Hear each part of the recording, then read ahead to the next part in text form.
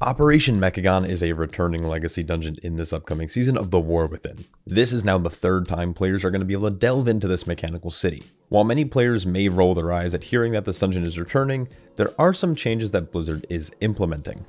In this video, we are going to walk through my testing and talk about the dungeon along with both old and new mechanics and give my overall thoughts. Let's not waste any time and dive right in. The first thing any player will notice is a sizable increase in trash mobs in the first boss room. These mobs aren't challenging, but they can be quite hectic. The detonate cast is going to be the priority kick here, and there are a lot of swirls to dodge, and range players need to be careful of the flying pecks. But after a couple large pulls, you'll be on the boss, the Tussle Tongs. This boss fight has seen the most changes in this dungeon. Instead of pacing out the fight by defeating the tank while slowly removing the platinum stacks from the pummeler, instead, this is now a pure 2-target cleave fight where your group will want to defeat the Tongs at the same time. Just as a side note, I will be doing a full boss guide once the patch is closer, but I do want to briefly go over the fight for you guys here. Each Tong has a handful of mechanics. Starting with the pummeler, there is a large tank buster that will put a circle around the tank. Melee and other party members will want to try to avoid being inside of this. He will also deal some pretty heavy AoE damage pretty frequently. The pummeler will then gain a 30% damage reduction, and tanks can remove this by dragging the pummeler to one of the hammers on the edge of the arena, which will not only stun the boss, it'll also remove the plating and cause the boss to take more damage for a few seconds. The tank, on the other hand, will be spawning bombs and just creating chaos on the battlefield by tossing players around and charging at the tank. Once both Tonks are defeated, you'll get sucked into the pit. More changes have happened to most of the trash mobs leading up to the next boss, Cujo. First, the drills now apply a nasty tank bleed and will now deal AoE damage that can't be avoided. A stark contrast to the previous iteration where all the damage was avoidable. Next, you have slimes. They no longer explode like they used to on death, but they now cause you to gain a massive healing absorb when hit with the corrosive gunk cast. Luckily, you can CC them or even line of sight this cast. Just the tank needs to be careful of these every pull. Once your group has entered the incinerator room, you'll see a bunch of little doggies. These now apply a nasty debuff to random party members, so try not to pull too many at a time. As soon as you clear enough of the hounds though, you can begin the second boss fight. This fight hasn't changed much since Shadowlands, but has had some small upgrades. Notably, the exploding leap now has a very clean visual indicator. And yes, you can still do the line of sight cheese here to maximize boss uptime.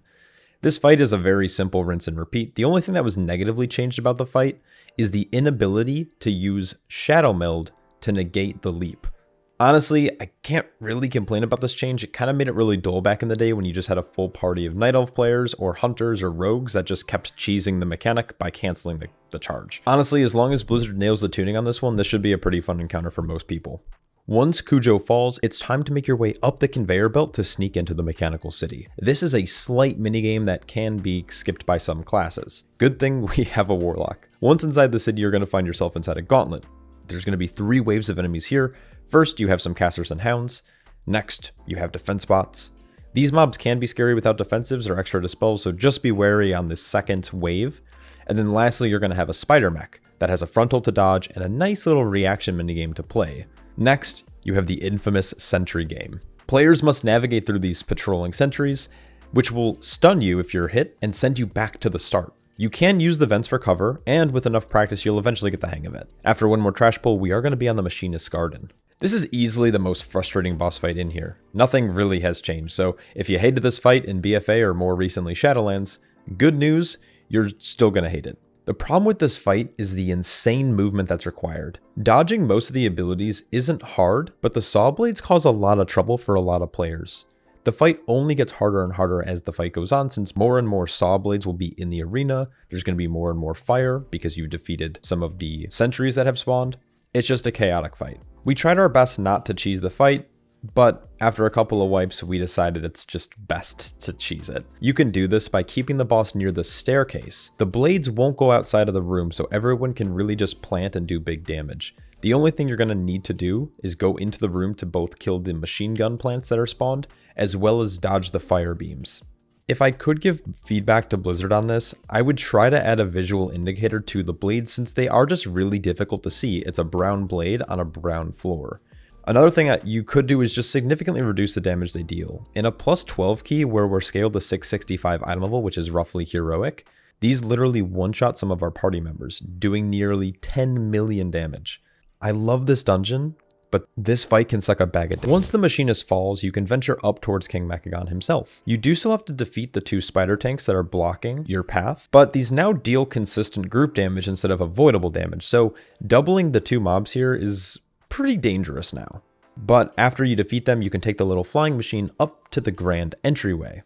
All of the mobs here we've seen already, so there's really nothing new. Just kick whatever you can, watch out for squirrels, and be careful of the AoE damage. The only thing I haven't really mentioned is actually that these shells that these mobs spawn reduce damage taken by 75% for all enemies and allies. As a tank, you want to try to move the mobs away from these shells, but you can actually utilize these as a group to reduce the damage you're taking.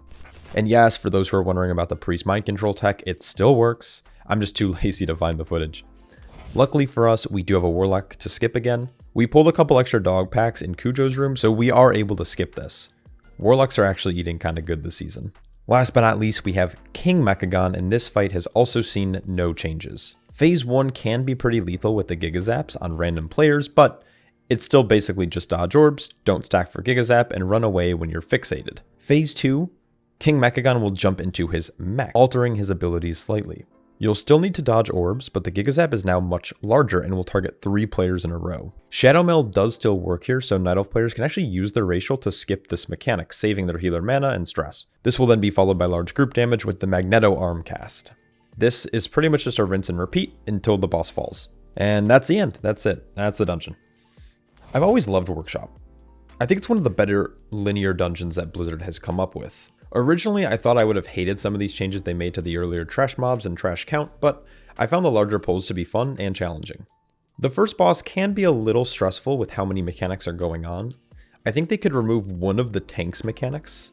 Like, I don't think it still needs to charge the tank or charge a player, or what they could do is they can remove the saw blades from this. It's just a little too much in my opinion. Cujo though is a real test to tanks who are able to position the boss properly for extra damage, and the visuals they added to the gauntlet are really nice. Just like, look how good this looks. My only major complaint are the one-shots on the Head Machinist and King Mechagon. It's pretty evident that a lot of the Mythic Plus community is just really over this one-shot meta. It's extremely frustrating to say the least when you're killed by a mechanic because of you got targeted too many times, or you're playing a class that doesn't have 3 or 4 defensives. Blades though on the Machinist do need a better indicator or a smaller hitbox or less blades over the encounter because there's just too much damage here. King Mechagon in phase 2 was also fine. Getting hit by an orb was a one-shot still, but it was really the phase 1 Giga Zaps that were just clapping players who didn't have a defensive. There was actually a point where our shaman who was sitting in Ghost Wolf for multiple seconds with a 15% DR was still getting one shot on a 12 difficulty. That just doesn't seem right. So yeah, that's about it though. I really think that Blizzard did a good job on the mob changes, but I think the bosses still need some tuning. Anyways, let me know what you guys think. Like I said before, boss guides, routes, and tips will be included in a future video, so if you are sticking around for Season 2, feel free to subscribe, and you can always change your mind later. Lastly, a massive shout out to my Patreons. Their support allowed me to make videos like this. I hope you're all staying happy, healthy, and I'll catch you all in the next one. Peace.